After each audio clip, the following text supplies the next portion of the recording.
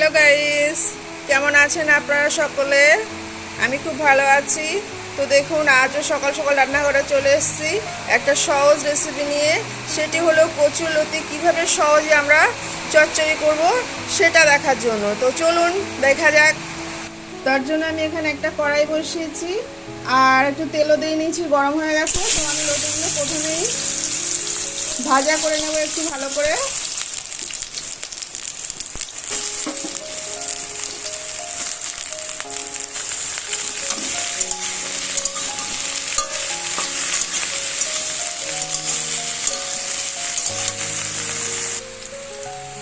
তো আমি কচুরলতিগুলো ভাজার জন্য এখানে একটু হলুদ দিয়েছি অল্প করে, আর লবণ দেবো না। লবণ দিলে কচুরলতি থেকে জল ছেড়ে দিলে তাহলে ভাজাটা খুব ভালো হবে না।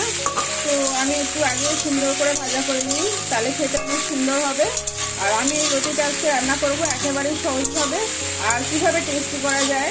তো যাই হোক বন্ধুরা, একটু সাউন্ডের সমস্যা হচ্ছে, বাইরে প্রচণ্ড বৃষ্টি হচ্ছে তার জন্য। তো আমি লতিটা ভাজা করে নিয়ে আমি আবার আসছি। তো দেখুন, আমি কচুরলতিগুলো ভাজা করে তুলে নিয়েছি। তো একটু দাগ হয়ে গেছে তারপরেই। আর এই কড়াইতে আলুগুলো দিয়ে রান্না করবো সেগুলো আমি একটু ভাজা করে নিচ্ছি, কারণ তাহলে সিদ্ধটা খুব হতে খুব তাড়াতাড়ি হয়ে যাবে।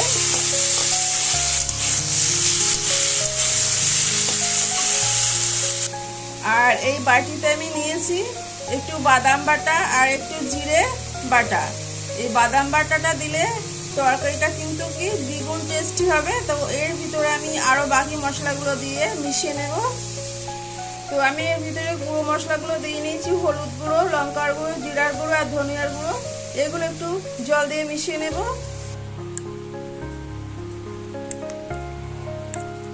তো আমি একটু জল দিয়ে নিয়েছি মশলাটার ভিতরে, দিয়ে একটু মিশিয়ে নিচ্ছি।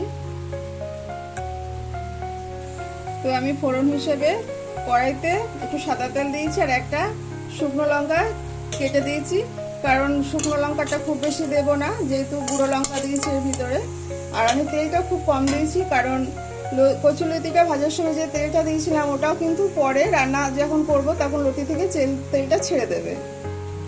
তো লঙ্কাটা একটু লাল লাল হয়ে গেছে, আমি এর ভিতরে তো পাঁচফোড়নটা দিয়ে নিয়েছি। এবার যে বেটে রাখা মশলাগুলো আমি দিয়ে নেব।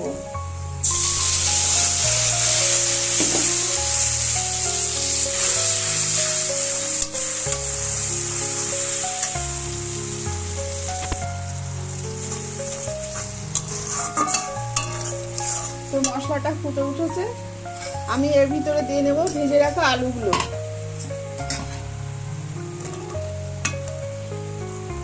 আর দেব কচুরলতিগুলো। এগুলো এবার আমি সব একসঙ্গে ভালো করে কষিয়ে নেব। যতক্ষণ না মশলার জলটা মরবে ততক্ষণ পর্যন্ত আমি কষিয়ে নেব। তো 2-3 মিনিট টাইম লাগবে, যেহেতু মশলার জলটা খুব বেশি ছিল না। তো দেখতেই পাচ্ছেন কচুরলতি থেকে তেল ছেড়ে দিয়েছে আর মশলাটা একদম কষা কষা হয়ে গেছে। তো আলু আর লতিটা একটু বলতে দিতে হবে, তার জন্য অল্প একটু জল দিয়ে আমি ঢেকে দেবো।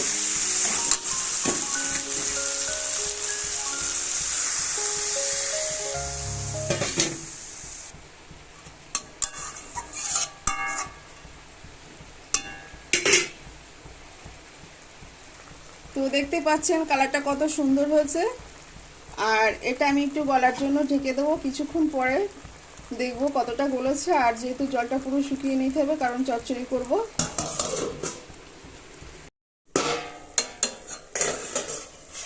তো আমি ঢাকনাটা এবার তুলে নিচ্ছি, আমি দেখবো কতটা গলেছে।